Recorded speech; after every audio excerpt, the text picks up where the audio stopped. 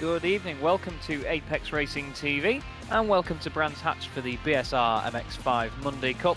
My name is Chaz Draycott. Alongside me tonight in the booth is the fantastic Marco Barbanera. Marco's also doing the cameras for this evening at this beautiful, beautiful scenic racetrack in the southeast of the UK. We've seen these guys provide us with a lot of feisty racing over the last few weeks in the newly formed Monday Cup, and Marco, around Brands Hatch it should be more of the same, I reckon. Exactly, we are using the long version of the track, so it's going to be a little bit less chaotic, even though I prefer the indie version. But still, this is one of the best racetracks in the world. I think a couple of very nice and tough corners, especially in the middle part of the circuit. And of course, in the beginning, you go down the hill, then up the hill again.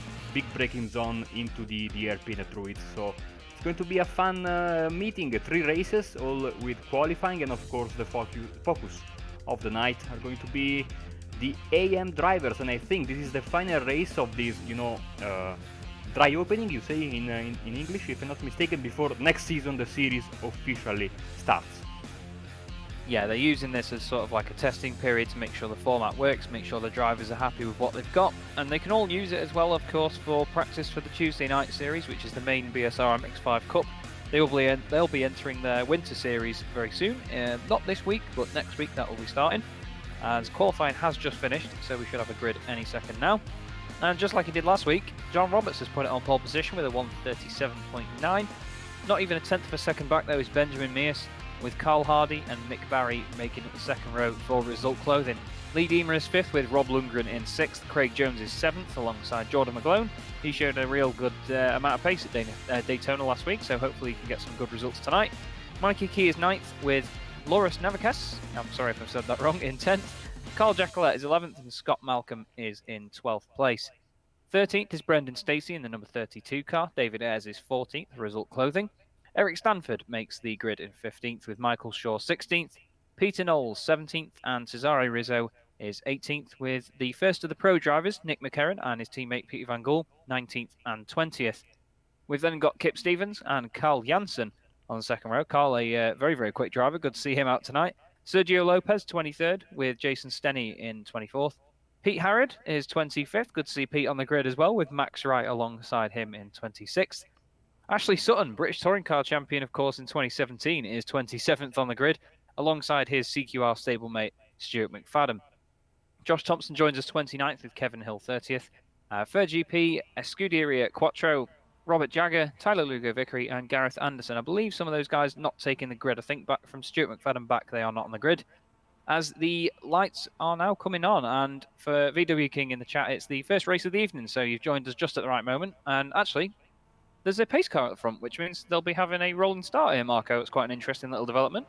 Yes, we've seen. I thought I think it's going to be the solution going forward, and the main difference between the main series, because all 3 rounds we've had the pace car. I was a bit surprised in the beginning, but then I thought they did the same at Daytona. And speaking of that, I think they should have used the pace car even in the Pro Series, the regular series on Tuesday, because starting a standing start on the banking, it's not the greatest of ideas, I think. So, yeah, always a bit strange to see the pace car leading a bunch of very angry Mazdas on the track, but I like this rule, of course. And it will be interesting to see how these drivers will manage the first corner at an higher speed than usual, because when you start from the grid, you don't go into the first corner at high speed, but now it's going to be a bit quicker and a little bit trickier, I think. So let's see what happens. It's going to be very interesting race, 15 minutes if I'm not mistaken, and we'll do it 2 more times after this one. So another nice race night before tomorrow. The big update comes out and everybody is excited. I think Chaz is excited as well because of his video making passion. So he's already thinking all the. Are you thinking already of all the crazy camera tricks and lighting stuff that you can do with the new day-night cycle? I think. Oh yeah, definitely. There's going to be There's going to be many a video maker on the iRacing service that uses the day-night cycle to make some pretty nice time lapses, as we've seen in iRacing's official video as well recently. A lot of big updates coming out, and of course the Formula Renault 3.5 I think has been a highlight for me. I'm very excited to drive that car. Been a fan of them for years, and while that series has died off, it's interesting to see that iRacing still managed to bring it to us. But we come to the final corner now then. Pace car screaming its bag off. That flat six engine in that RUF is certainly putting through his paces. John Roberts will be putting the field through its paces. Off he goes, and he's got a good run on Benjamin Mears there. But just like Marco said, it's going to be interesting to see how these guys cope with turn one. It's a very tricky corner to get right, really, because there's two sort of lumps as you come into the braking zone. And we've seen many times before tonight that the MX5 is easy to unsettle as they all give it everything over the curb. Oh, a bit of contact there in Paddock Hill. There's someone slowly going around. I think Shaw and Stanford have lost places. And there is Stenny as well. And there is Stanford. And you can see Ayres is off as well. Oh, nearly making contact again. Oh, As we're looking at Lundgren. Oh, the car over in the background. I think that was Peter Knowles. It is in the 222 machine. He's really been involved with that. I don't know whether they've locked wheels or something as they made contact, but it's John Roberts still at the front then. You can see Nick McCarron and Van Gool in the bottom left in the timing tower making their way through the back of the AM drivers. But relatively clean start so far. A little bit of an incident, but not too many people involved, Marco. yeah, it was just like, you see a car tumbling over and over in the back of the shot. Is always a little bit surprising, as Mews is going maybe for a move on Roberts in this very fast, the best part of the track, I think, this one. Yeah, it's very exciting around the back section of the circuit. It's very scenic as well. I know that in recent years, actually, after being there for the British Touring Car Championship in October, there's actually been quite some changes into where they are now, actually, just going into Stirling's Bend. The barriers have moved back, and you can't actually access it as closely as you used to be able to, which is a shame, but it's probably in the interest of safety, and we obviously have to make sure that that is of utmost priority when these things come into play. But Roberts and Mears having a really good ding-dong at the front at the moment. They come out of clearways for the first time, then at race pace. And he's just leading him over the line. Look at Mears, he's diving around all over the place, trying to find that extra little inch just to try and get the nose of that MX5 alongside. He's not quite done it yet. Roberts, of course, fastest lap of the race. It'll be interesting to see whether any of the pro drivers a bit further down are going quicker than that. But these AM guys, as you can see on the left of the screen, the little green strips, and anyone with blank strips, by the way, have probably not competed in the championship before, and it's their first evening here. Oh, Mears out of shape outside of Druids. And Roberts retakes the lead. Thank you very much. The boosted driver is back in the lead. Stacey, Key and Malcolm are all highlighted red on the timing tower on the left, which means they are off the track. Key is going down the order. There is Mikey Key in the background, and that's Scott Malcolm in the 29 car. Unfortunately off the track. Back on though. Quite a bit of damage to that machine. But Carl Hardy at the moment, you've got to say, is doing all right in third, as we see Lundgren defending from Lee Diemer as they go down the dip. It's a very tricky part of the course, really, though, if you think about it, Marco, because you're carrying a lot of speed, and like I said before, it's easy to unsettle this car if you just oversteer it the slightest bit, because it's very softly set up. The suspension's quite springy, really, to say the least. That's probably not the best choice of words for it, but you can see the nosedive on the brakes in this car. So I imagine it's not the easiest thing to get around this section, because it's quite undulating. Oh, as Roberts is off at Dingle Dell, comes back on for Stirling's Bend, and Carl Hardy round the outside into second place, well inherited. Yes, we were. I was thinking about it, and as soon as I was thinking and about to say it, Roberts went off the track. Also, one thing that is very tricky, my point was going to be that since you have one thing that I hate about British tracks, and I'm sorry, there's so much grass, which is of course good because it punishes mistakes. But when you are driving, here and especially at Oulton Park, if you go on the grass, you are not coming back most of the times. Oh yeah, definitely. Oulton Park is. It was once described as a mini Nürburgring by Joachim Winkelhock, and he's not wrong. It's a very challenging circuit, but places like Oulton Park and Brands Hatch, where we are now, they're very classic tracks. They've not been massively modified from how they were originally made, and there's all natural bumps and rises in them, and they're not what people call a Tilkedrome of late, where it's just a straight and then a corner and a straight and a corner. And it's all artificial hills and things, and it just doesn't have the same feel as these classic tracks, of course. As Lee Diemer off in the background catches the grass and he's in the wall hard.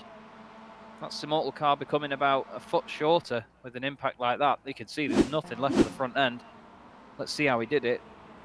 It's not easy to get that corner right, to be fair, because you are going uphill, so the grip just comes to the front end. He gets contact, and then as he saves it, it's just there's no coming back from that. I think it was McGlone that he got contact with there in the yellow machine. A real shame for Lee Deemer there. He'll be gutted with that. He was running quite well. Back at the front then, it's Ben Mears, Carl Hardy and John Roberts. There's McGlone himself just getting it all out of shape through Dingle Dell, but held it together. There's Carl Jansen taking what I imagine is an incident point there for an off-track. Slight bit of grass tracking, but pushing very, very hard. But Ben Mears, he got a little bit of a gap now over Carl Hardy. It's only half a second, but it looks like more than that. And that's Carl Jacquelet off the track, out of clearways. But I tell you what, Marco, I bet it's quite a scary prospect going through Paddock Hill Bend and trying to avoid that curb on the inside in this MX5. Absolutely. This car is so easy to upset, like you were saying before. And also we are seeing there's going to be a lot of work for the groundsmen after the race, because these guys are... Roberts! Roberts! Oh, it's a very, very tricky situation. He moves into the grass, out of the way of the other drivers, but that is his race gone. He's down to 11th, now I think 12th position, 13th position. A disaster for Roberts, and this leaves I think only Mews and Hardy for the race win. Just a quick question from VW King in the YouTube chat at the moment. He's asking about the colour classifications. I was going to try and go over that earlier. The green drivers are essentially the focus of the evening. They are what are classed as the AM drivers. That is the category that's given to them from the main championship that they compete in, which is on the Tuesday nights. That's the BSR MX5, what will be now the Winter Series.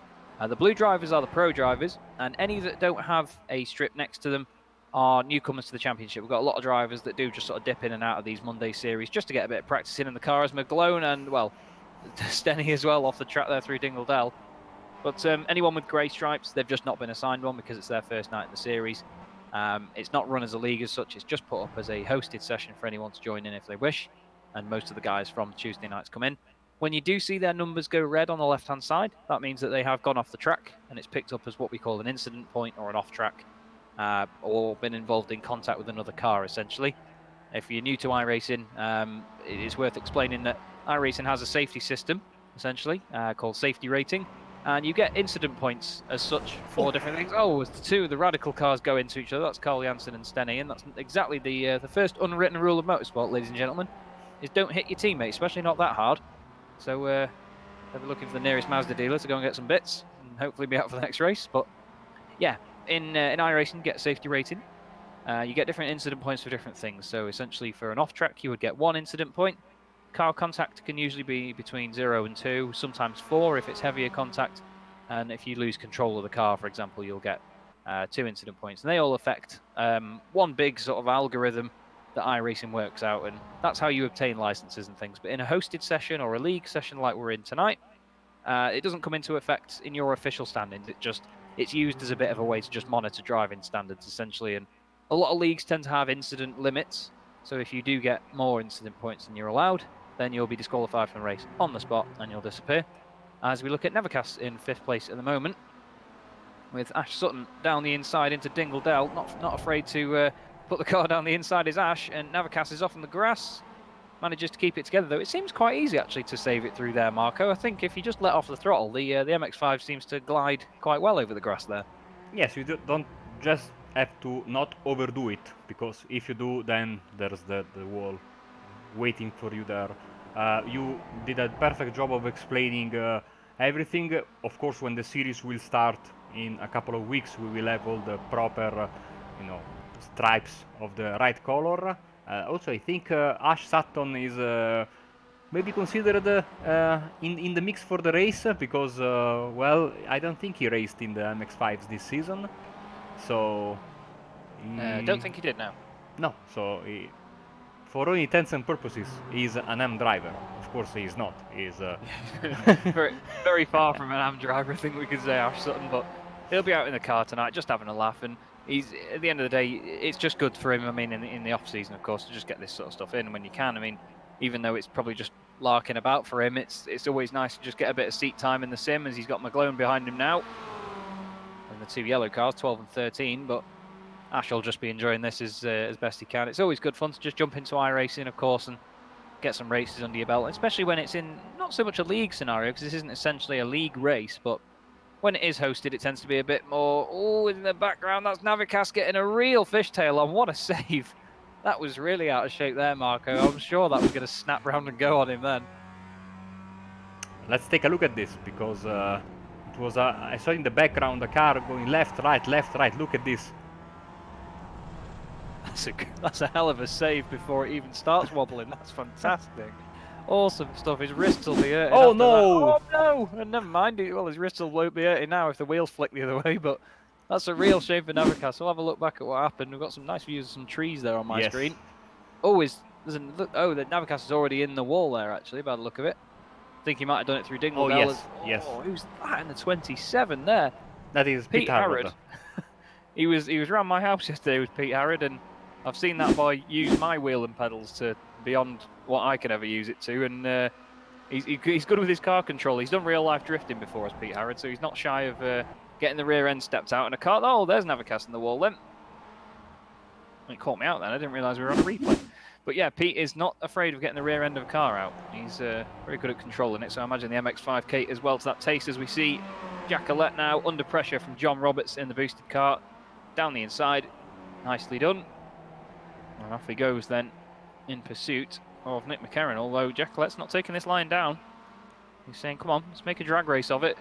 And behind them, they have the number 10 car of... sorry, it's not the number 10 car. That's number 32. I, for some reason, then couldn't read.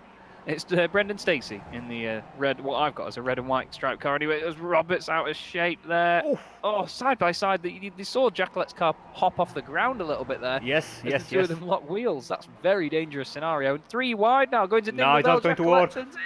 Stacey's on the inside. He's got both of them. Brilliant stuff. A little bit of contact with Jack Collette on the exit. Is Jack Collette going to keep it together? They're still 3 wide nearly. Into Sterling. It's Roberts on the outside. Stacey on the inside. Roberts a bit of a slide now. Still side by side as they go to clearways. Coming up to the end of the 8th lap now, and it's Roberts down the inside. He moves over slightly in the braking zone. Stacey's there, still on the outside, still giving it everything. Bit of contact. Jack Collette's back in the picture now. He's got his nose on the inside. He's on the grass on the not straight. I don't call it a straight here because look at it, it's not. But oh, Stacey's coming over. There's contact with Jack Collette. The two of them wobble. Kissing wing mirrors. 3 wide again. Into Paddock Hill. More contact. Oh, and Jack Collette and Stacey in the wall. That was fantastic to watch. It's a shame it ended in an incident, Marco, but this is the sort of thing we expect to see from these boys. This is fantastic fun. Let's see if we can get... Yes, I mean, I said it was not going to work here. It only worked because one of those guys used basically extra 15 meters of racetrack there, Jack Collette.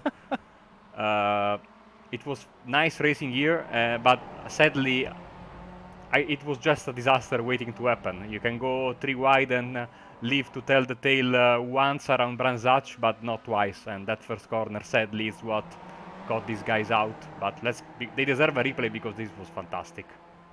Yeah, that was just hard racing, not giving up, and just giving it everything. At the end of the day, these guys, like I said earlier, will tend to use this as practice. That was hard stuff from Stacey there. He made the gap open up, and yeah, it was just... Jack Collette was just straight-lined it on the brakes, unfortunately. It's difficult to get this MX-5 to turn in on the brakes sometimes, as we see Roberts and Max Wright now with Pete Harrod behind them. Keep your eye out for Pete Harrod getting the back end. There it is. Getting the back end out on that MX-5. Roberts now trying to keep the two of them at bay. Giving it everything, though, and it's what we like to see. Mr. Walker, Mr. Ryan Walker has joined us in the chat. Good evening, Ryan. We hope you are well, and hope you're enjoying the antics on track that we are used to from these guys in these fantastic little MX-5s. And I do always say it, but everyone says the same thing about the MX-5 and iRacing and say it's probably the best modelled car on the service. They've put so much work into it and making sure it behaves how it does, and it's a right laugh to drive. It may not be the most powerful thing out there, but honestly, you've got to have a go in it. If you've got a H-pattern shifter and a clutch on your pedal set, get in it. It's awesome fun, as we see Harrod now trying to get the better of Max Wright around the outside of Druids. It seems like it's going to work for him there. Into the left-hander. Roberts getting a bit of a gap on them now because of this battle, but another slide from Pete Harrod there. As I said before, he's not afraid of that. But Max won't take this line down, though. Max will try and have him back. These two used to race against each other in the club series. And they're not afraid of having a good go at each other. As we see Craig Jones taking the scenic route there, making the runoff area a little bit bigger there, Marco. And like you say, Groundsman's not going to be too happy as we see Ash Sutton go up to 2nd place. He's gained 25 places so far, and That's no surprise when Ash is on track. He seems to do that wherever he goes. Now, will Muse cross the start-finish line before the end of the 15 minutes? It's going to be very close, I think.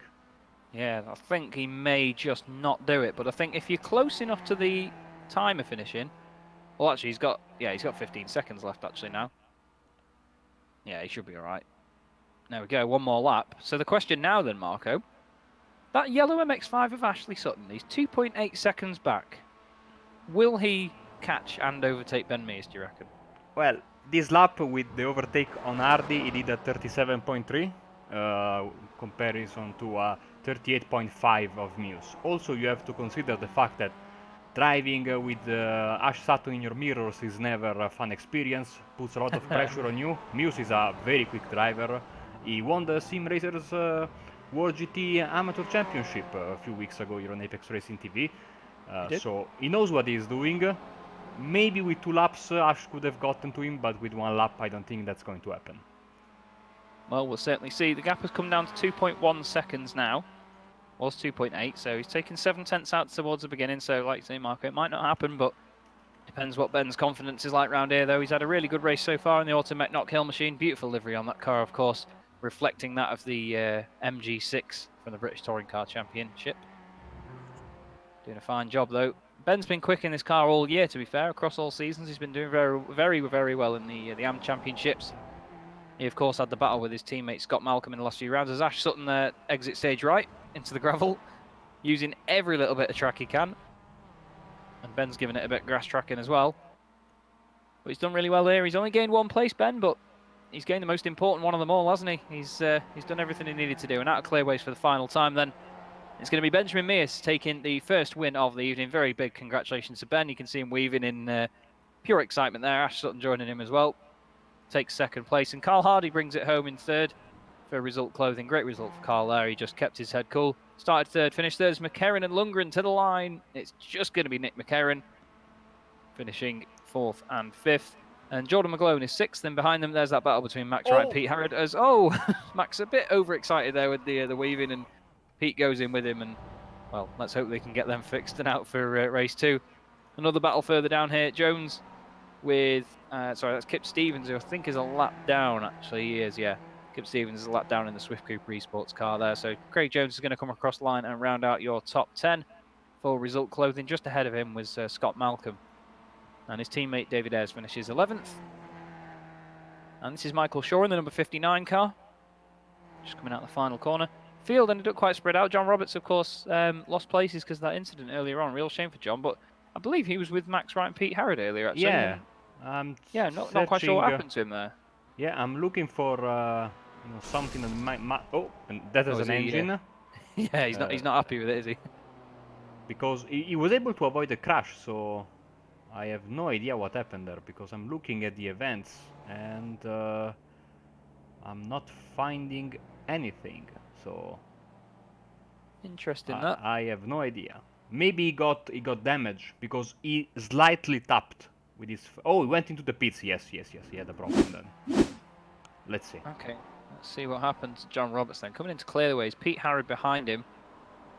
Or maybe not. Let's see. Because maybe it's a false positive. Oh, I think he lost it and went into the pits. Because I'm not seeing a pit stop from him. No. Or he went into the. Oh no, he went into the pits and then he had damage. I think because of the contact. Oh, okay. Interesting that. Maybe he's just tried a one-stop strategy, tried to do the undercut or something. Oh, he ran out of fuel. There you go. I was gonna ask whether he fueled it enough. He's just said it in the YouTube chat now. He ran out of fuel. Real shame that for John, but I'm sure he'll be back and fighting for race 2, trying to put it on pole position again. He's shown that he's quick in this car anyway against these boys, so I'm sure he can pull out a good result in the second one. But someone that pulled out the result in the first one then, Ben Mears, another really good win for him. And I'm sure he'll be happy with that. And even if they do use this as practice on the Monday nights, it's just good to get that confidence back in your driving ability, I suppose, because you're against the guys you're going to be racing in the full series. So very well done. Ashley Sutton takes second place then, with Carl Hardy in third place. Nick McCarron is fourth, with Robert Lundgren in fifth. Jordan McGlone is sixth. He's been doing really well since he came into the series. Max Wright is 7th, Pete Harrod 8th, Scott Malcolm 9th, and as we saw before, Craig Jones rounds out your top 10. David Ayres is 11th for Result Clothing, then it's Michael Shaw in 12th, John Roberts 13th as we just saw. 13 is unlucky for him, unfortunately, in this round. Mick Berry 14th, Brendan Stacey 15th, Kip Stevens is 16th, Lee Deemer 17th, and Peter Van Gool for Momo is in 18th place. He's followed by Carl Jacquelet, Stuart McFadden rounding out your top 20, and the rest of the cars are 5 laps down or more. It's Loras Navacast after his big crash. Carl Janssen and Jason Stenney took each other out at Paddock Hill Bend in quite dramatic style. Sergio Lopez 8 laps down, Eric Stanford the same as well, Mikey Key 9 laps down with Cesare Rizzo, and Peter Knowles was 10 laps down in 28th, and the rest of the drivers did not take the start. So a pretty frantic first race, Marco. Really good racing from the guys, though. It was really good fun around that, so I reckon we'll get more of that with the next two, because obviously they have to qualify again. There's no reverse spinny wheel for you this week, unfortunately, which we all know that you love doing. Yes, absolutely. It's a bit of a pity, but it's going to be, I think, a season full of reverse wheels coming in the next. One thing, and I said this also. Also, I said this. Were you commentating on the BSRTC finale the other day? I was not. No, I was watching on YouTube though. So you are excused. Yes, we were talking because Mr. Woodhouse said that Sam Kumo is the master of the Wheel of Fortune, and I took I said that also in last night's broadcast of the Porsche. So that I will challenge Mr. Woodhouse to tables, ladders, and chairs match tonight. If he shows up, the fight is on.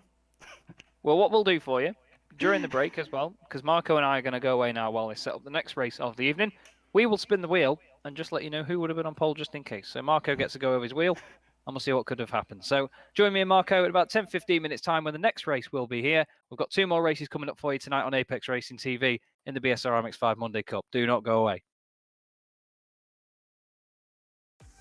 Team racing allows multiple iRacing members to team up and race together, just like in real-world endurance series.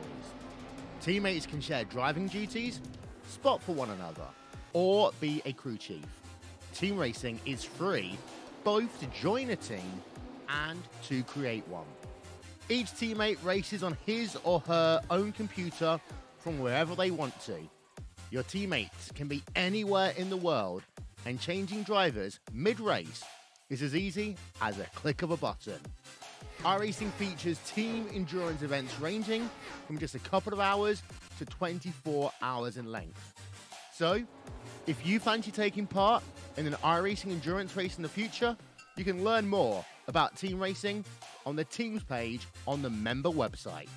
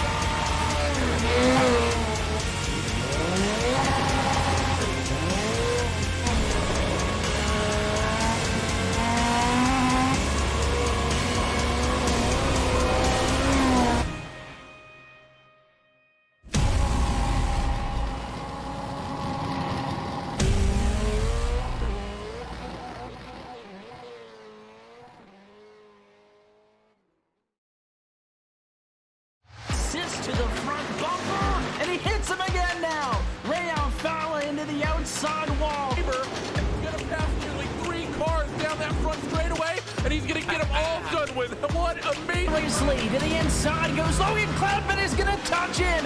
Pit press sideways. What a save! Look to the outside as Truncate goes off. De Jong into second place. Going for the switchback. Oh, pinpoint driving. It's howling down to the inside. trying this contact though. Slide left to the racetrack. Chris Benner drives it back down underneath, and he takes that second spot right back. Joker goes to Garrett Lowe. Garrett Lowe should take victory with all that contact. He's going to try and make the move around the upset the Parabolica. That's not going to work, but he's going to try and get the cutback here. Get the run out the Parabolica. That's beautifully done there. Michael Schumacher, there's a little bit of door banging as well.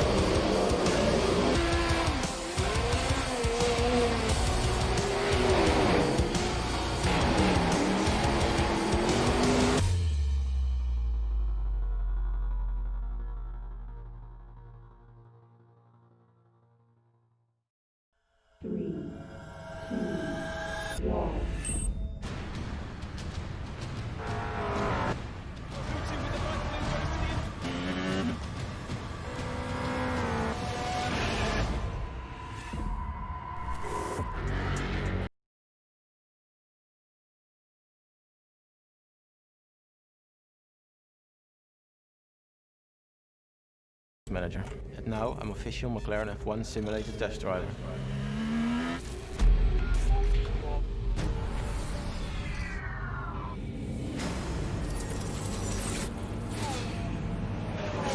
Magnussen is 1.4 behind.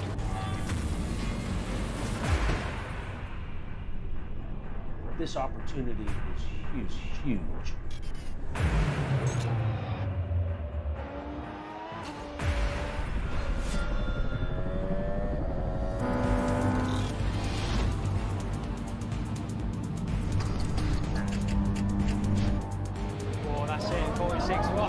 That's faster than the factory McLaren driver, and he's done 6 laps.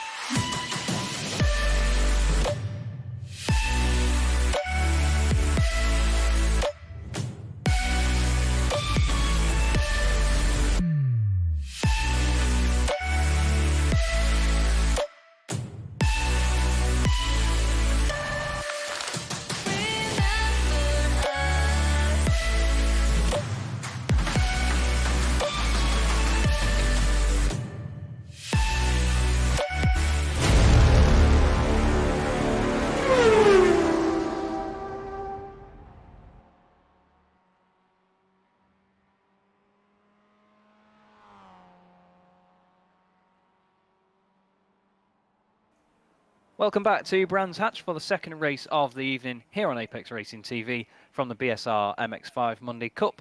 Chaz Draycott and Marco Barbanera here for you, fresh from a very lengthy chat about lava lamps during the break. Just in case you didn't see, during the break, we did a reverse grid wheel anyway, just to see who would have been on pole. And it landed on number 25, which would have meant that Peter Van Gool would have been on pole position. But obviously that counts for nothing, because they had another qualifying session, and it seems that this man, Mr. John Roberts, has put it on pole for the second race tonight. So really well done to John. And we will have the grid for you in just a moment when the session ticks over and counts as finished. Bit of a reduced grid compared to the first race, but we've got all of the action providing drivers, as you could say, in for this one. And Marco, it's destined to be another good frantic race. Absolutely, it's going to be great, and I like the fact that we have, various qualifying sessions. This gives the guys that want to drive in the front, a better chance at doing so, and not being involved in the shenanigans of the reverse grid, which I absolutely love. Of course, the reverse grid, but for these guys, if they want to have fun and have experience and try to win races, this is good for them, and we are, I think, very, very close to the session switchover. Speaking of switchovers, I completely forgot that we are like 2 hours away from the end of the season on iRacing, so it's officially week 13 in a couple of hours, and this season has absolutely went by in a hurry, as we have the starting grid on your screen right now. So John Roberts then takes pole position from Craig Jones of Result Clothing on the front row with him. Benjamin Mears, race 1 winner, starts third with David Ayres in fourth. Mick Barry and Robert Lundgren make up your third row. Scott Malcolm is seventh with Mikey Key in eighth. Carl Hardy, his teammate, is in ninth. Jordan McGlone, another top 10 in qualifying. Good stuff for Jordan. Jay Wright will start in 11th place. Good to see Jay on the service, actually. Not seen him around for a while. With Carl Jackalette, Peter Knowles, and Kip Stevens in 14th. Nick McCarron is 15th with Pete Harrod. Peter Van Gool, who should have been on pole if the reverse grid wheel was in effect, will be 17th. Lee Deemer is 18th. Max Wright is Jay Wright's brother, and he's 19th, so good to see the two of them out on track. And Ashley Sutton will round out your top 20, and Stuart McFadden joins him 21st at the back of the field. So as I said, most of the guys that were causing the drama and the entertainment in the first one, Marco, we've managed to keep them for the second one tonight. Yes, especially I was thinking about this during race 1 before his problems, but John Roberts has been the star, one of the stars, if not the star of these amateur races that we've been doing on Mondays these past few weeks. So he's been a complete surprise for me, and I think he could be a real protagonist both of this series and of the AM Championship of the MX5 Winter Series on Tuesdays. Of course, we'll also have the Thursday BSR Winter Series. It's going to be with the Radical, as we see drivers trying to, maybe get the engine ready for a barbecue there on the starting grid. That can only be one person. That can only be Mr. Pete Harrod. And in response to your question, Mr. VW King, in the chat, what this series does is it focuses on the AM drivers that are in the BSR MX5s.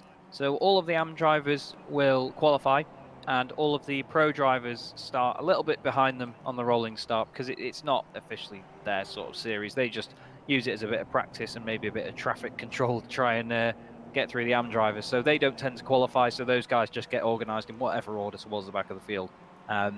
I don't think Ash would be considered as an AM driver if he did get classified for this, to be fair.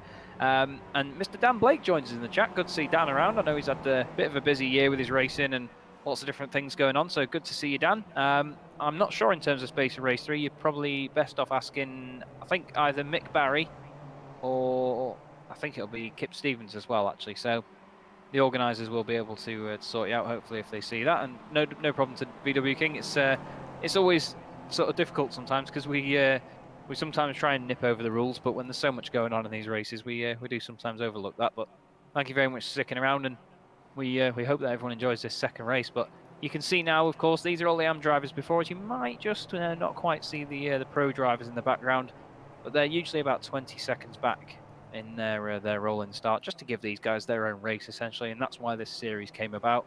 Some of the AM drivers were getting slightly frustrated at racing with the pros, and they felt like it was sort of hindering their progress. Sorry, so it's good for them to have their own scraps on track without any sort of interruption.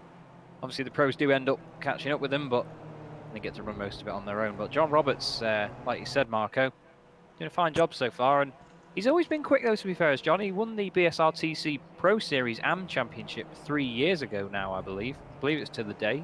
I think he changed his cover photo on Facebook earlier today, actually, to a picture of that. But yeah, he's certainly been successful over his time in BSR. He's been around for, well, since I can remember. And hopefully, he's going to keep this lead for as long as he can remember as they come through clearways for the second time this evening.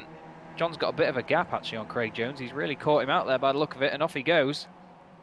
And Ben Mears, for the second time tonight, has done actually a really good job on the rolling start, as he's got result clothing cars all around him. Rob Lundgren, you can see, is trying to get through on the outside there. Nearly 3 wide with the result clothing guys. Jones is just on the outside of Mears. Nearly contact, but they just get away with it.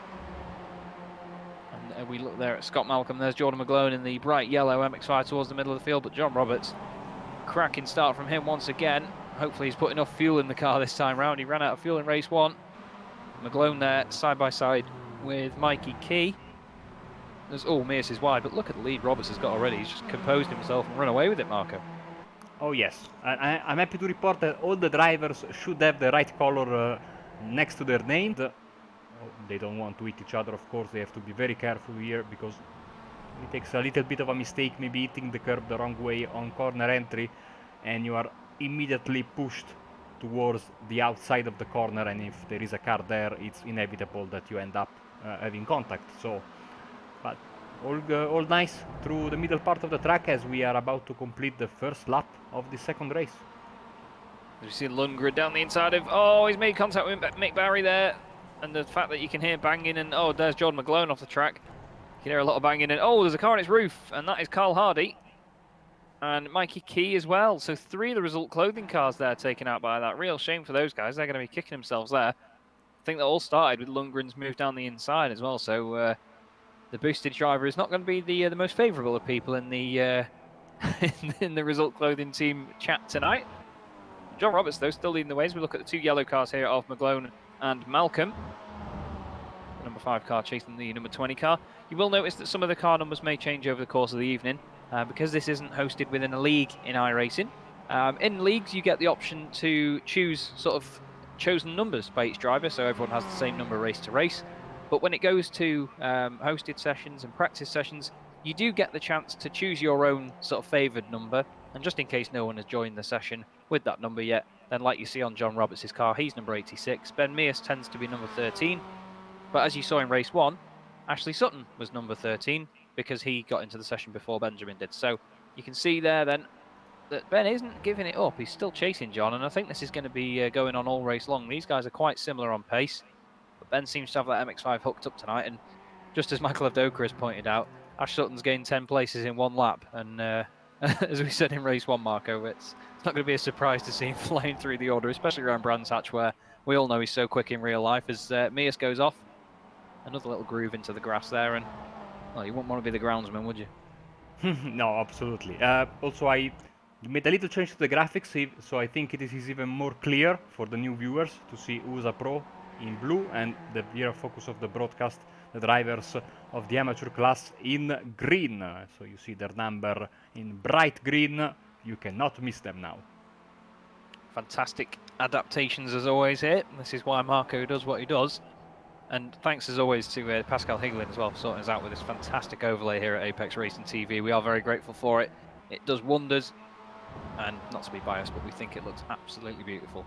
We hope it is nice and clear for people at home as well, and we hope you are enjoying this so far. We've got some fantastic racing so far this evening, and we're not even halfway through yet. We've got another race after this one, and we're not even halfway through here as we see McGlone all over the back of Scott Malcolm still. He's still just trying everything, but Scott's doing a fine job. He's in his Team Mad livery there in that car at the moment. We go on board with McGlone now, and it's not only the outside of that car that's bright yellow as well. You certainly know you're on board with him, as we can definitely tell that that MX5 was delivered to him already painted yellow. He's not vinyl wrapped that at all. Just see the slipstream coming into effect there. Malcolm on the brakes a bit earlier. You can see the oversteer on the brakes there from McGlone, actually. He barely put any left steering input in, and he was going right round the corner. Probably really easy to do.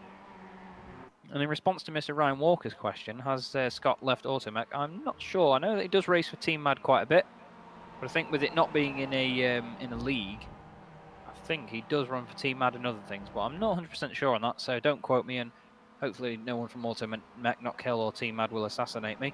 But Benjamin is then chasing John Roberts out of clearways at the end of lap 3, and Ben's really looking racy here, Marco. I think he might be able to take the second race as well if he keeps this up. Oh yes, hopefully there's no problem for John Roberts, because I want to see these two guys battle it out until the final lap. As you can see, they are using different lines through the first corner. I think Scott was asking the question because it is showing to me that Scott has got a yellow livery. It might be a problem with trading paints. I will do a refresh after this race. Because yeah, it doesn't have his. I was surprised to see him in a yellow car, as Craig Jones goes for a little bit of a ride onto the grass. But these two guys are going to battle it out. I think it's what we were looking forward to, and maybe a preview of next season's AM Championship, both in this class and in this series and in the regular proper series on Tuesdays. Yeah, it certainly is nice to see these guys battling.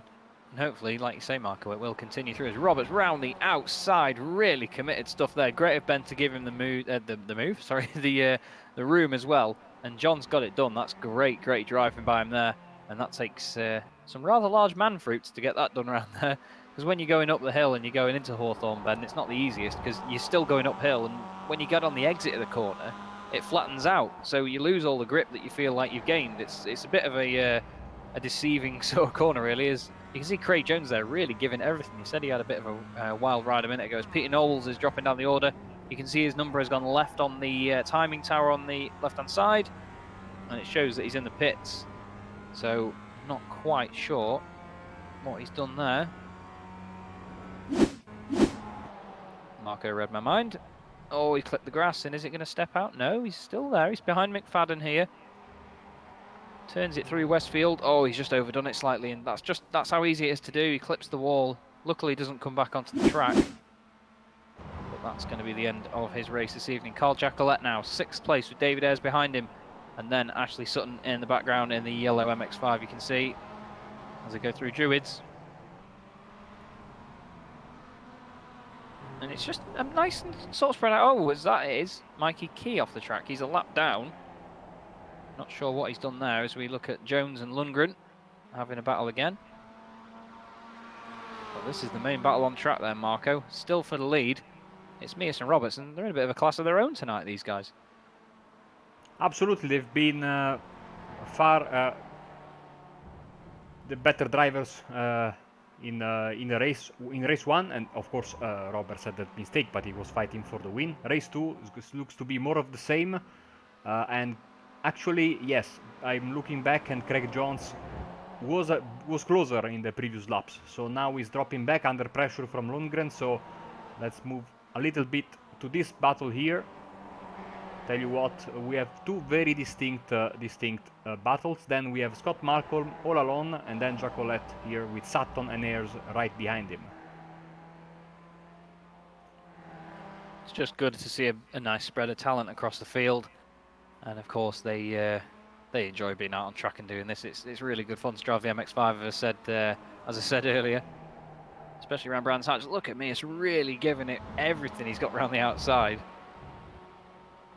He's just trying it. I mean, we saw it early on in race 1 as well, Marco. He's just diving around looking for any opportunity, and you've got to think, oh, as John gets out of shape out of Druids, nice little slide there, beautiful stuff. You've got to think Mears is probably trying to play a bit of mind games just to unsettle John however he can by just showing his nose before they get to braking zones.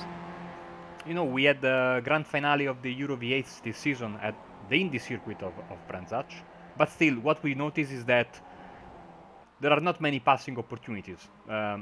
Of course, on the longer track, in the GP track, you have more chances of making a move as they go past a lapped car, but even here in this very fast section, I mean, you have to hope that your opponent goes in the grass, because there are not very hard braking zones.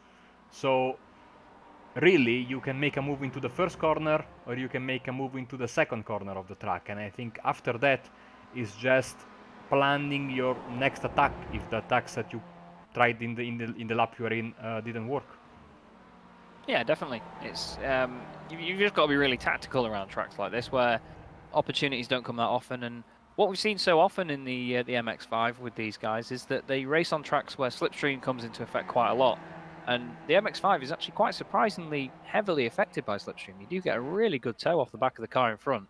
You don't get so much of that here at Brands Hatch, maybe a tiny bit as they go down Pilgrim's Drop to Hawthorne Bend, but you don't really see it that often, to be fair. As Mears once again trying the outside line. He's probably trying to get some sort of cutback there, but it's just not working for him.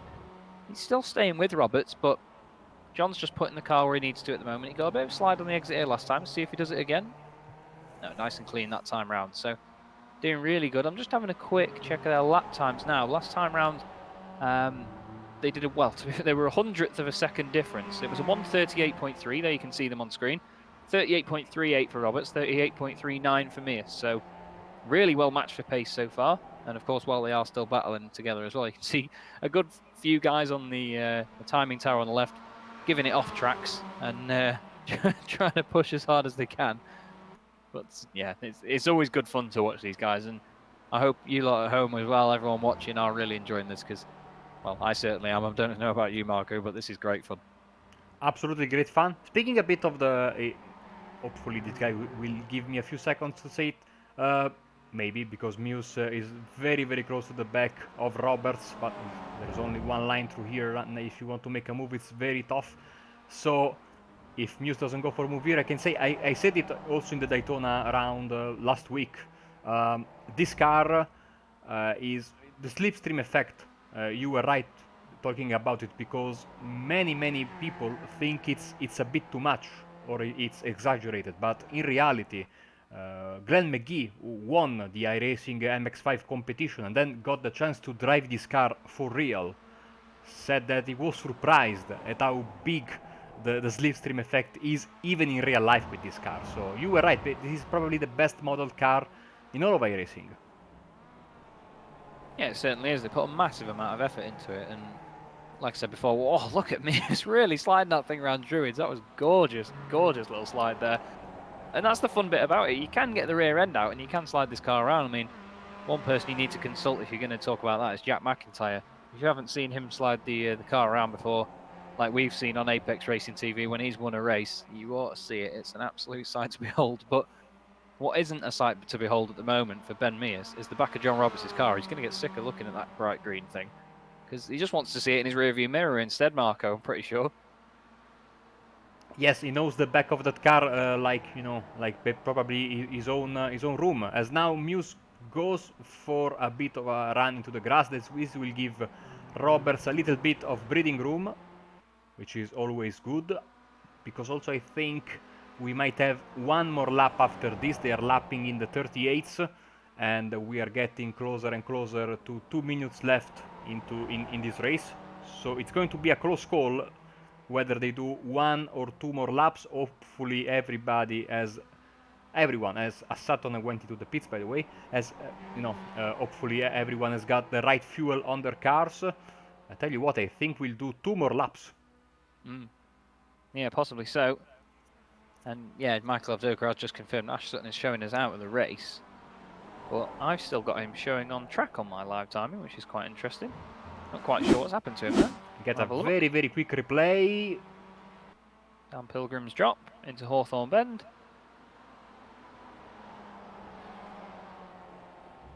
Oh, and he's just going to bring it to a gentle halt. Sapper's ready, probably.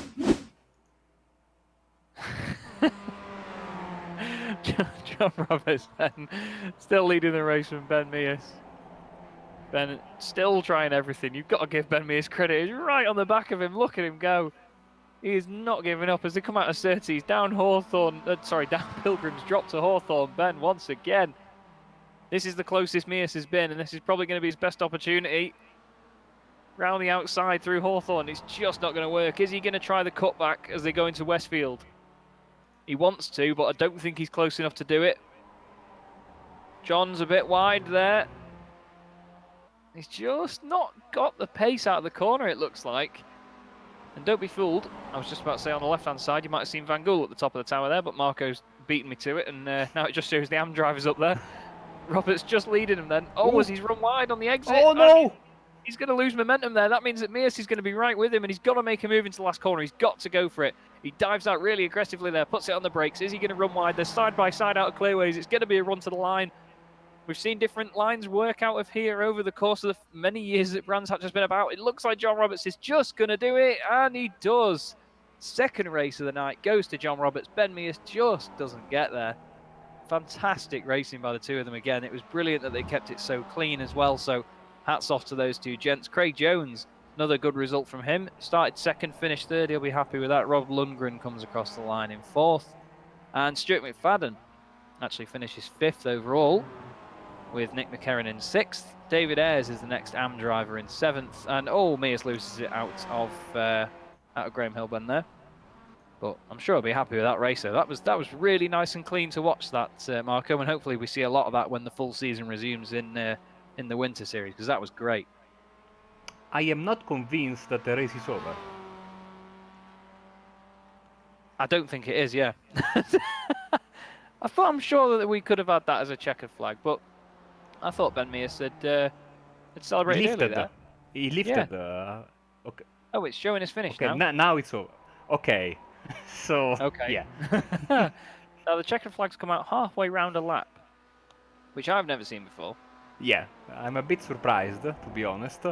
We'll see what the official results will tell us in about 30 seconds or so, when everyone is past the start-finish line, because there are no flags next to the drivers. That usually tells us when the race is over. So they must have went past the start-finish line at a very, very particular moment that sent iRacing in a little bit of an identity crisis, probably, and now it shows that Yeah. Roberts is the race winner. So maybe they are still racing after all.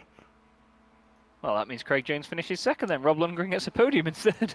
And that promotes Stuart McFadden to fourth. And that'll mean that Nick McCarron comes across the line in fifth position.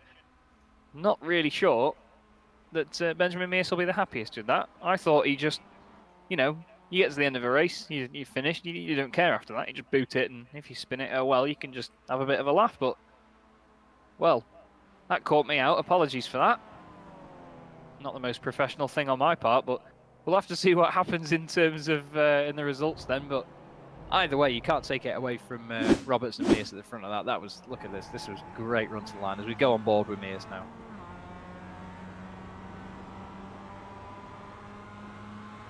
Just doesn't have the run, does he? Just quite can't get there. And yeah, he does lift. So he must have thought that was the last lap as well. And then, will he get back on the power now? Yeah, that's not a slowdown lap procedure, that.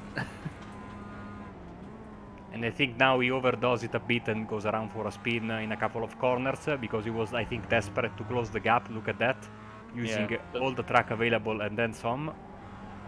Oh, he really, really clips the inside.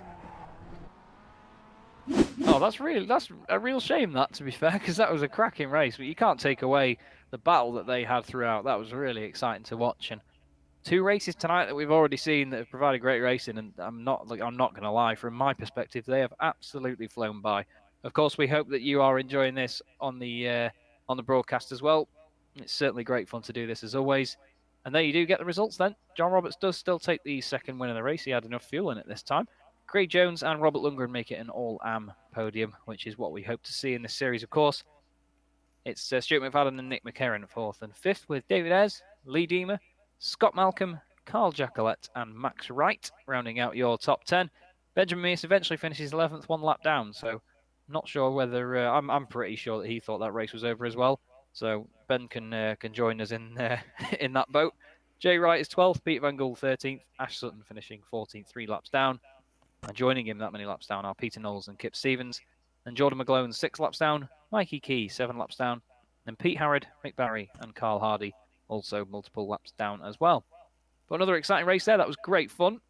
And I'm sure that we're going to have just as much fun in the final race of the evening as well. They're going to be getting the session set up in the meantime. Marco and I are going to go away and talk about lava lamps some more. And we're going to do the reverse grid wheel again for you as well in the meantime, just so you know, just for the sake of it, who would have been on pole position. At the end of the day, this is a lot of fun to do, and we hope that it is as well for you. So join us back on Apex Racing TV in 10 to 15 minutes time. Don't go away. Team racing allows multiple iRacing members to team up and race together, just like in real-world endurance series. Teammates can share driving duties, spot for one another, or be a crew chief. Team racing is free both to join a team and to create one. Each teammate races on his or her own computer from wherever they want to. Your teammates can be anywhere in the world, and changing drivers mid-race is as easy as a click of a button. iRacing features team endurance events ranging from just a couple of hours to 24 hours in length. So, if you fancy taking part in an iRacing endurance race in the future, you can learn more about team racing on the teams page on the member website.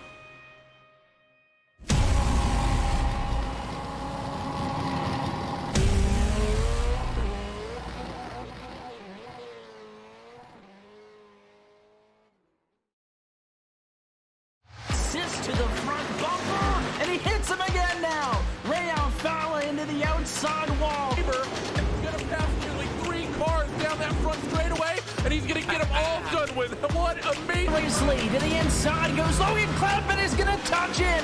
Pit press sideways. What a save. Look to the outside as Trunkgate goes off. De Jong into second place. Going for the switchback.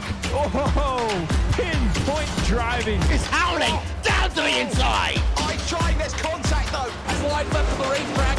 Chris Benner drives it back down underneath, and he takes that second spot right back. Joker goes to Garrett Lowe.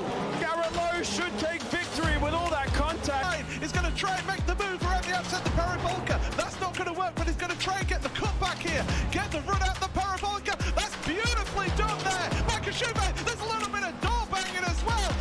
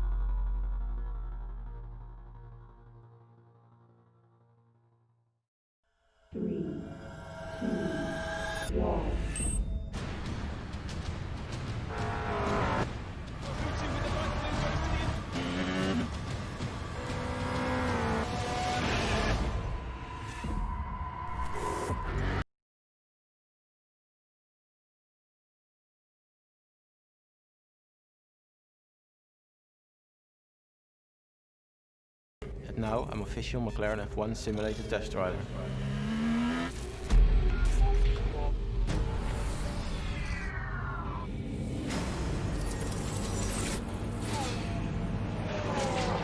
So it's 1.4 behind.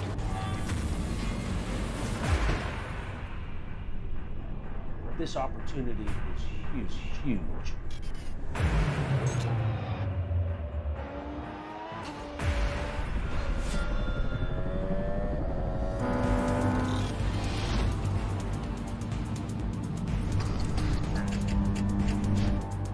Oh, that's it, 46.1. That's faster than the factory McLaren driver, and he's done 6 laps.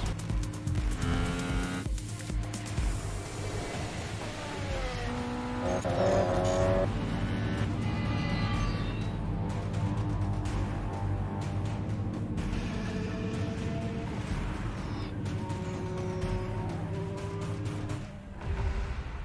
go race.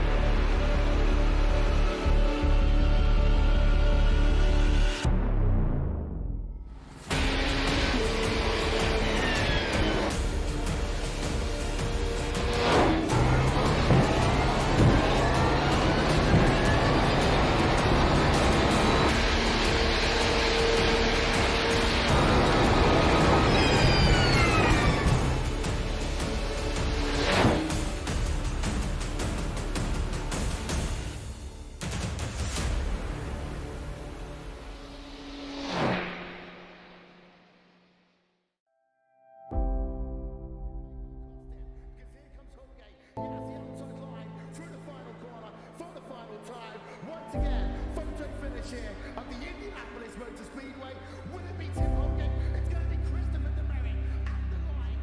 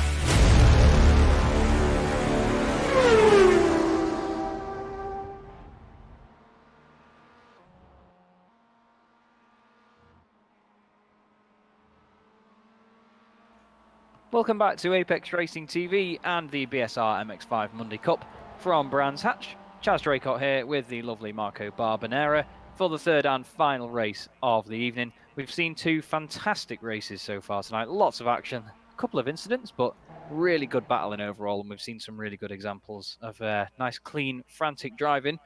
Marco, do you reckon it's going to be one more decent race, or do you reckon we're going to see a couple more incidents as these guys get a bit more sort of, well, leery towards the end of the evening? Well, looking at the starting field for this one, I see only 3 pro drivers. So basically, they are all going to be amateurs racing and fighting for that win. The only pros that we have are Keith Stevens, Nick McCarron, and Max Wright. So really, it's the time to shine for these guys. We'll see if someone will be able to put himself into the mix with Benjamin Muse and John Roberts for the win in race 3, and hopefully the white flag comes out at a slightly less weird moment like we had in race 2 that really took us a fantastic battle for the win in the final lap. So looking forward to this. It's going to be, yes, the final race before we head into week 13, even though don't forget that we have Rick Motek later tonight for the Night Owls, including myself. So yeah, we are officially getting, I mean, I'm sorry, I'm so excited about day and night transitions because I'm a sucker for, driving when the sun is coming just above the horizon, and there's like this magic atmosphere, the birds are still sleeping, because when I went to the Spa 24 hours, it was the best moment of the entire race, that atmosphere at, endurance race early morning. I'm rambling. Let's go to the starting grid. It's better. I totally agree with you, though. It's a beautiful thing to be able to see, and hats off to iRacing for doing what seems like so far a fantastic job on it, and I'm sure everyone on the service is excited to see it. Benjamin Mears then takes the final pole of the evening and puts a stop to John Roberts taking a clean sweep tonight, but not too far back is John, only a tenth and a half second on the grid for him. And it's a result clothing 3, 4, 5, 6 with Mick Barry, Carl Hardy, David Ayres, and Craig Jones. Great stuff from them to lock out the second and third rows on the grid. And then it's Scott Malcolm and Carl Jackalette 7th and 8th, with Jordan McGlone and Robert Lundgren rounding out your top 10. Anthony Corsaro with Peter Knowles on the 6th row of the grid. And then Kip Stevens heading the charge for the pro drivers with Kyle Smith 14th, Lee Deemer 15th, Nick McCarron 16th. Dan Blake has made his way into the third race, which is great to see. Always good to see Dan on track, so let's see how he gets on. Max Wright is 18th, and his brother Jay Wright is 19th on the grid. So, bit of a smaller grid again, but it tends to be the case over these evenings that you do lose a couple of drivers over the course of the night, but there's not really a sort of championship to be fighting for here. This is more just sort of practice for the full season to carry on, Marco. And from what we've seen tonight, it should be really promising, actually. It's looking really good. It is, absolutely. And once again, the pace car is also parked a bit sideways, which I think is, maybe due to the track that is not straight. You are right, that is not a straight. It reminds me of the Monte Carlo starting start line, which is completely not a straight. I would love to have been around when the IndyCar used to came here. I think a couple of times in a 10-year span. It was in 2003, yes, the last time that the Champ Car was at the time that came here with a completely awful rule package that forced guys to use the same aerodynamic configuration for 2 straight races, and the previous race was at the Lausitzring on the oval in Germany. So there were people running an oval configuration on a road course, and vice versa the previous week, people running a road course aero configuration on the ovals, and no surprise that a couple of years later Champ Car went down. Such a bad ending for one of the best racing series of the 90s. I think the mid-90s Champ Car was probably the best form of open wheel racing that I have ever seen, at least in my time as a racing fan. And all the races of those years are available on YouTube, so during the boring winter, apart from watching Apex Racing TV, you can have a little bit of nice evenings with a glass of wine and watching mid-90s Champ Car. So it's a great show. There are some fantastic drivers, of course. There's Ron Alex Zanardi, which is the reason why I started following Champ Car when I was a little bit younger. But yeah, it was. I even had a diecast model of Alex Zanardi's Chip Ganassi racing car of '96. It was so popular at the times that even Italian, you could find diecast models in Italian shops, and we have no idea what Champ Car is. At Mick Berry, by the way. Interesting line though. He's testing the gravel for later in the race, so we'll have to see whether it ends up there. But thank you very much for that look into your childhood and your love of Champ Car, Marco. As we get ready for the third race of the night, John Roberts for the first time tonight is on the outside of Clearways as they come onto the not straight at Brands Hatch. John's ready to go, and Ben is just holding it up a little bit. He's gone a lot later than John did. Look at them backing up now. Result Clothing Cars, 3 wide nearly. As they come to the crest then. Final race of the evening is underway. Ben Mears leads away. Mick Barry down the inside of John Roberts into Paddock Hill Bend. And it's the result. Oh, there's contact in the background. That was Carl Hardy in the green roll-caged Result Clothing car. Scott Malcolm making contact with him. And oh, he's in the wall. Real shame for Scott there. Not the start he wanted to. The third and final race for him this evening. It looks like Carl Hardy's carried on going, actually, so he must have pulled off a hell of a save there. There's, someone that didn't pull off a hell of a save there is David Ayres, and he's gone off, but he's managed to keep it going. Just losing all those places, unfortunately. You can see the pro drivers in the background, but up at the front then, once again, it's Ben Mears, but Mick Barry's thrown himself into the mix here between him and John Roberts, so we'll have to see whether he can hold that position and even go for a win in this one, Marco, because he's looking strong already. He's got plenty of time left to hold that position and maybe try and gain a lead as he goes around the outside at Hawthorne. Fantastic stuff, but doesn't get it done. Needs to defend now because Roberts is down the inside, but this is looking like a tasty battle already. Hopefully all 4 of them can keep it on the track and not crash out, because could be a very, very tasty battle for the win. A 4-way battle. Maybe Jordan McGlone, who's always been there tonight, but never really at the front, just hovering around the top 5 as oh yeah, you were right, Barry was testing the gravel trap for the race, and in the first lap he already went there, as now he's side by side with Craig Jones, but Mick Barry is able to keep the position. But a good run for Jones on the straight. Yeah, Jones has got it done here by the look of it. If his teammates any wiser, he'll just let him down the inside, and then he's trying to catch up with Roberts again. He's gained a little bit of a gap as Barry's quite wide into Paddock Hill Bend. Oh, contact between the two teammates. I was just holding my breath then as they went down Paddock Hill, waiting to shout as they made contact, and they didn't disappoint me. Carl Hardy there trying to go around the outside of Corsaro, not working for him. There's Jack Collette and McGlone there. Oh, in the background, is that Knowles? It is. Peter Knowles in the 222 machine. Flicks it the other way. It's quite easy to do that, to be fair, in the MX5. And, oh, that's McGlone off the track. So Jack Collette is now down the inside of him, and through he goes. And Corsaro is trying to get there as well. Has to back out of it. A little bit wide. Oh, good save from Corsaro there. The car just got slightly out of shape. But the battle for the lead. There it is.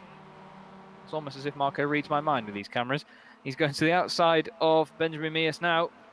And I think, providing that Craig Jones doesn't catch up with these guys, we're going to see a repeat of race 2, and hopefully they'll keep it nice and clean. But this has been great racing by these guys tonight. Ben's just got me. Oh, that's Corsaro around. Hopefully he's going to keep it out of the way. He does. Did a good job there, and he's done a complete 360 at least there from what we've seen. And there's David Ayres going off. Back to the lead then. Craig Jones has actually closed in on these guys a lot. They must have had a poor run through Westfield. It's through Stirling's corner then to Clearways for the second time. Mick Barry staying on the track this time, around there. He's not venturing off onto what seems to be his favourite pitch of grass around there.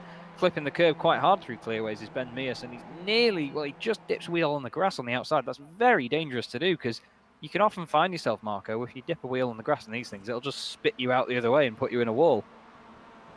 Yes, and we've seen with this car, and maybe the biggest problem that I have with this car is that for, the very close racing as Barry goes for a run into the gravel again, for the close racing that we do with this car, especially in the series, I say we because I used to race every once in a while, is that it's very, very sensitive to contact, especially in the quarter panels.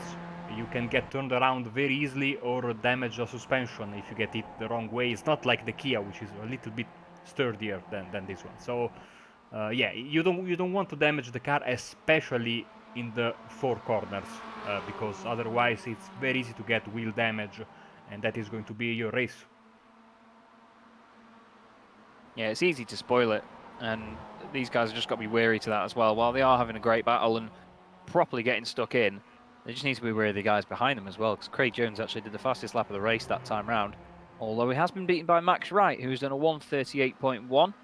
So fastest lap of the race goes to Max. He is in 9th place overall at the moment. There are the best laps, of course. All very similar in terms of pace, really. Just a couple of guys towards the back of the field, not quite as quick, as those guys really ruining the grass here at Brands Hatch. So thankfully, iRacing will reset that every single time you go into a sim. Oh, that's a very damaged car for Lee Diemer.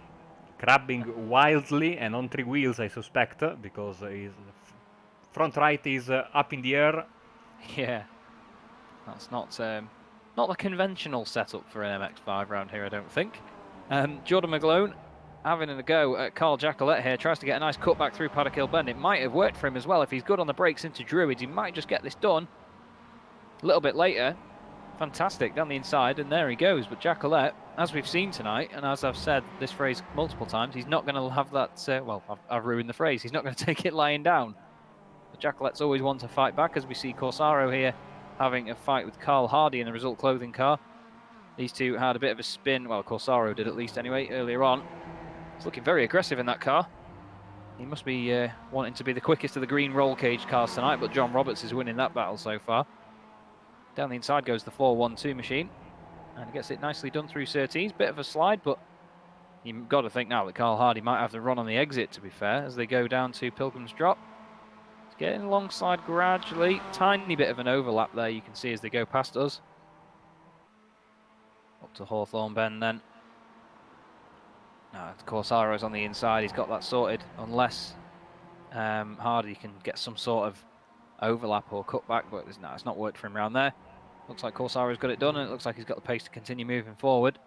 Speaking of moving forward, that's something that John Roberts wants to do, and so does Craig Jones. Craig Jones has been there or thereabouts tonight. He's been doing really, really well.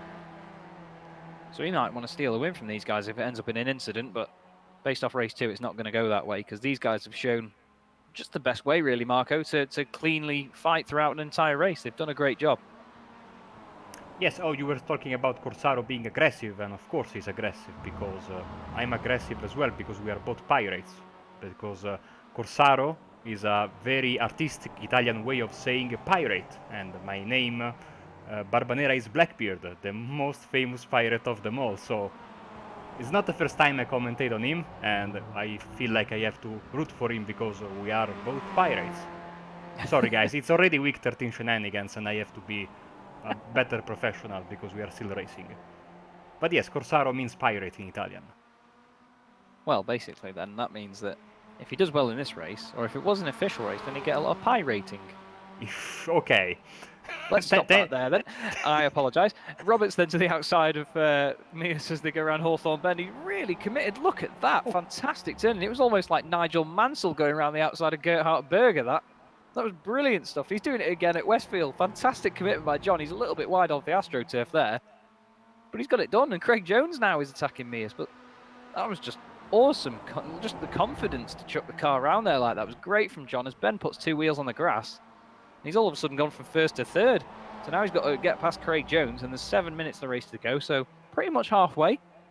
But John will be very happy with himself with that move. He's won the 2nd race this evening.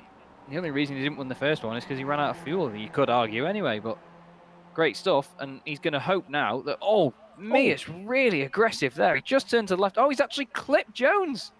I didn't think he made contact with him, but he's turned him into the wall.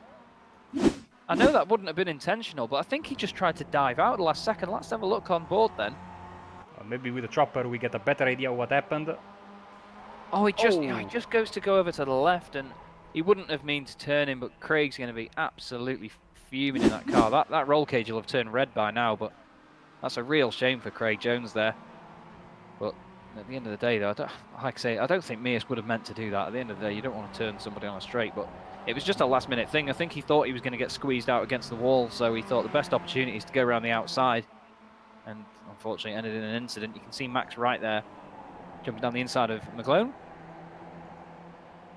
McLaren losing the place, of course, but it seems, just trying to have a look. Actually, Carl Jacquelet is in third place now. I thought McGlone was. Oh no, sorry, McGlone was not battling with him earlier. I apologise. It's they might have been. Yeah, they were. Yeah, they were battling at Druids. I wasn't going clinically insane. They did have a scrap earlier, but Jacquelet's obviously got it back. And like I said, he didn't take it lying down. Max Wright is still in front of him now, though. He's gained the place. He's actually gained 14 places in this race. So great drive from Max so far. This is a nice little train of cars, actually. You've got Mick Barry. Dan Blake's in there as well. Good to see Dan going so well in this third race of the evening. And Dave Ayres as well is also involved. And this could get really feisty when these boys get closer and closer over the course of the next lap or so. Just coming up to the 10-minute mark now. 5 minutes to go, Marco, and I'm sure there's going to be fireworks here. I'll be disappointed if there's not, really. Yes, especially from this group, but also in the lead, because there's not a lot of gap between Roberts and Muse. Only 0.5 of a second. And like I say many times, we really need to get something done, like to have a split screen or something like this, because sometimes the action is too much and we don't know where to focus as Jacquelet and Wright side by side once again. Little bit of, door banging as there's a result clothing car going sideways there. It was Ayres and Berry, and I think, of course, I missed the overtake. Wow, great job. Yeah, he's finally got it done. McGlone reignites that battle with Jacquelet, then side-by-side round Surtees, hits the curb. There's a nasty lump on the inside. Oh, that was so close to being a quarter panel. I tell you what, McGlone must know how long that car is to the decimal places of an inch. That was just unreal. Just slots in front of Jacquelet, risks having the contact, and gets away with it. As Dan Blake then, down the inside of Jacquelet. Dan Blake was racing the older version of the MX5 in real life this year.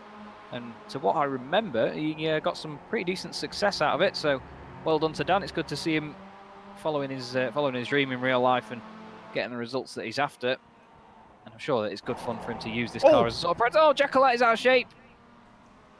I'm not sure whether he got caught by anyone there, actually, because he seemed to just flick it round on his own. Oh, there is Blake. No, that's not the result he would have been looking for at all. Real shame was like some contact with McGlone. Yeah, there might have been. Here is Jordan then. You'll see Jacquelet in the grey and green Simultal car behind him, just getting out of shape. Does he clip the grass? Yes, just tiny bit of contact with the grass, and you can hear the contact behind. I think Blake tries to get out of the way, and he just tries to avoid the Result clothing car and puts it off himself. But I think the contact was actually with the Result clothing car behind him. Yes. I think it might have been Ayres. I think you are right. They were very close to each other then, and the camera shot was from the back when the crash happened. So, but yeah, I was sure there was a little bit of contact there. So unlucky, because it was some great battling there. And at the front, Roberts is pulling away from Muse, because now the gap is 1.6 seconds. Yeah, he's just got it under control now, hasn't he, as John? Decent drive, getting everything done that he needs to do. 2 minutes to go, there's the gap. You can just see how it stayed quite similar for a lap or so, but then it's just the last lap or so, he's just pulled it out that little bit more. John just really running the smooth line there, just perfect amount of curb on the exit, same with Benjamin as well. These guys, like we said earlier, they've been class of the field tonight, and it's just really impressive to see. And we obviously hope for them that it continues into the full season, but every time we see these guys on track, it's really good fun, it's really exciting racing. So hopefully it'll continue. As Mick Barry, yeah, he's putting some nice grooves in that grass there. Dan Blake obviously helped him last time round, but he's making a completely different line out of that. I think iRacing will have to bring out a rallycross course of brands, actually, if he carries on. But look like Robert is slowing down. Robert is slowing down. He is. Is he out of fuel once again? I'm not sure whether he made a mistake in Paddock Hill. Looks like he's at full pace. I'm not seeing any off track. He might even have just got to the point where he's he might have slowed down for the sake of a battle. I don't know. Or maybe, because once again they are about to take the next time they go past the start finish line, they will be very close to a situation like we had in the previous race. So We'll see as Yeah. Muse goes for the move. Yeah, maybe he was trying to judge it. But look at there's the commitment John's got round there is just outstanding. No matter what, if Ben just goes down the inside, he just says no. You know what? Stay where you are, son. I'm going to go completely round the outside of you, and he just sticks it round there and gets it done. But I think you're right there, actually, Marco. You could be onto something. I think he might have just slowed it down over the lines, try and just make those extra few seconds difference and bring this race down to 1 lap shorter, which is a cheeky tactic, really. So, that's the number 11 car, Nick McCarron, taking a very, very interesting line there out of Sterling's Bend. Into the final corner then. There's 15 seconds to go, so I don't think these guys are going to have this as the final lap, and I think hopefully Ben doesn't turn another car on the straight this time round. Nearly contact again. He's on the grass. And we're going to pay attention to the overlay this time. This is the final lap, I will tell you this time. I'm not going to read the results out early. On to the last lap then. Mears and Roberts. Roberts out of shape through Paddock Hill. That's going to hand it to Mears into Druids. Mears gets it done. Comes over a little bit to defend. And John is now in second for pretty much the first time in this race since the first lap when he got the lead.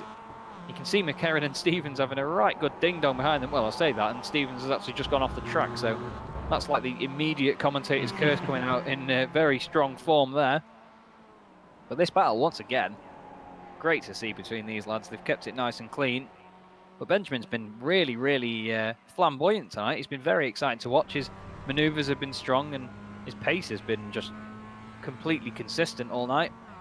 Same with John, really, but he's just got more of a controlled driving style when it comes to just leading the pack. You can see just how smooth the inputs are there through Hawthorne Bend, and we've said it before, Marco, it's a very momentum car, isn't it, the MX-5? You've really got to be smooth with it and keep as much momentum as you can. Absolutely, as Muse was a little bit sideways there, so maybe a final chance for Roberts, maybe on the final straight, if he can get a good run through these final few corners of the lap, and of the race for that matter.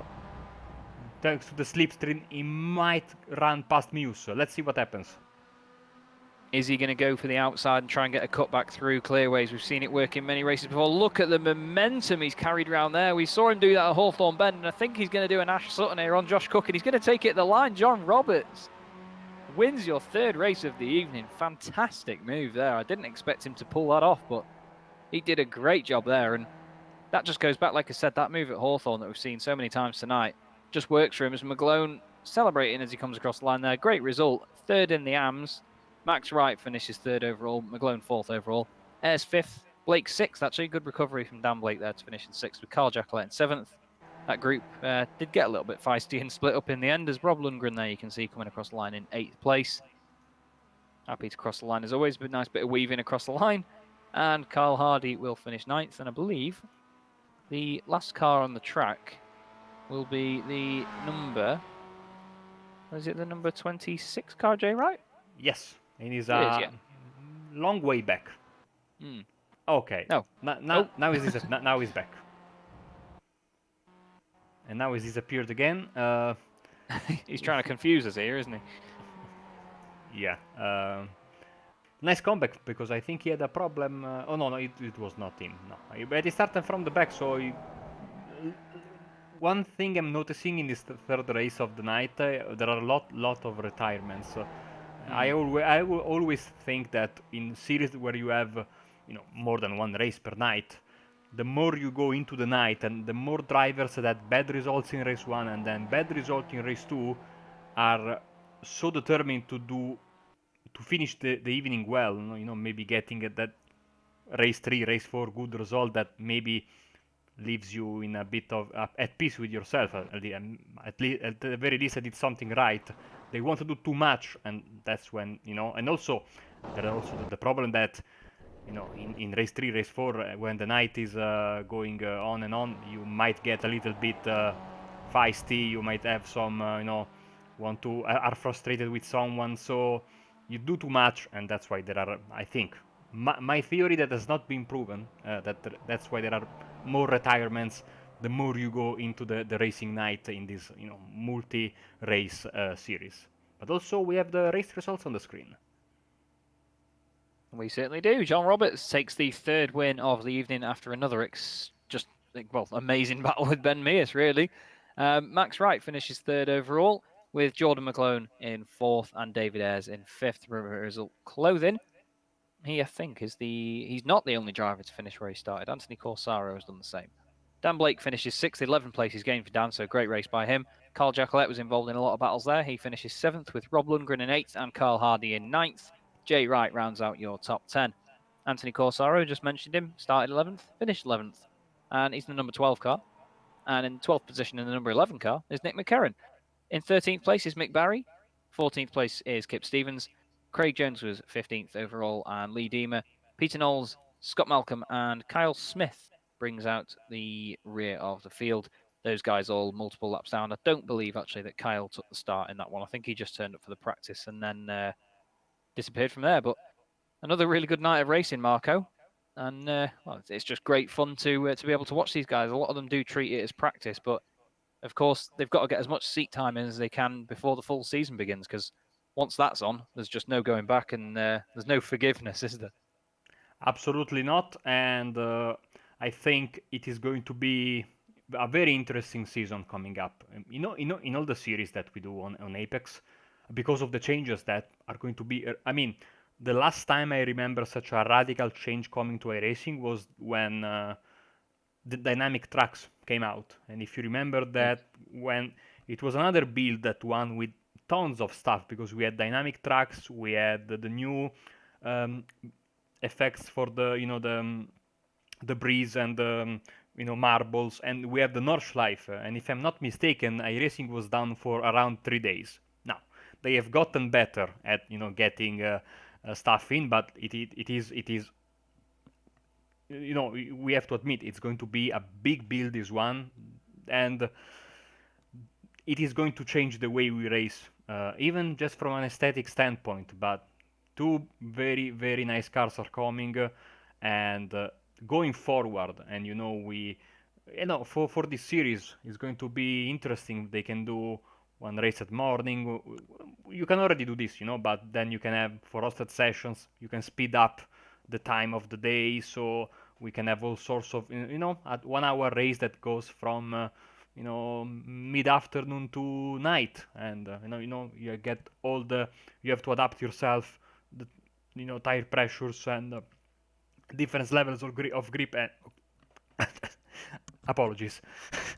I got too excited. I mean, lots and lots of nice things for next season that are coming, and of course, hopefully in 3 months we'll get finally the new tire model, so that will throw another curveball. So iRacing, one thing I've noticed, it is very tough to be always competitive season after season.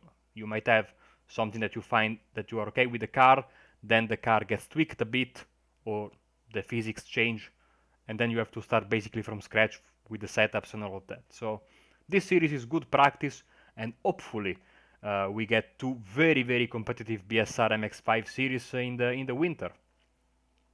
Yeah, definitely. It's a very competitive series, as you say, and these guys put in a hell of a lot of effort between all the races. I mean, we may only see the races that they do on the night, but a lot of the time, these guys are behind the scenes practicing and getting laps in the car as best they can, and it really shows through when you see some of the performances that these teams and drivers put in. And it's really good fun to watch. And hopefully we will, this week there is no Tuesday MX5, so the winter series starts next week. So that's going to be exciting for us. It's basically a year since they started that series, because it did start with their winter series last time round, and it just grew and grew from there in strength. So hopefully myself at least, and Marco as well, will be joining you for a couple of broadcasts on that one. And we hope to see you next time on the BSR MX5 Monday Cup, because there's actually nobody waiting for an interview. So me and Marco are all on our own to speak about lava lamps until the sun comes up. So we hope you've enjoyed the broadcast. It's been great fun doing it with you. Always a pleasure to work with you as well, Marco. And we hope to see you next time on Apex Racing TV. Have a great night. Team racing allows multiple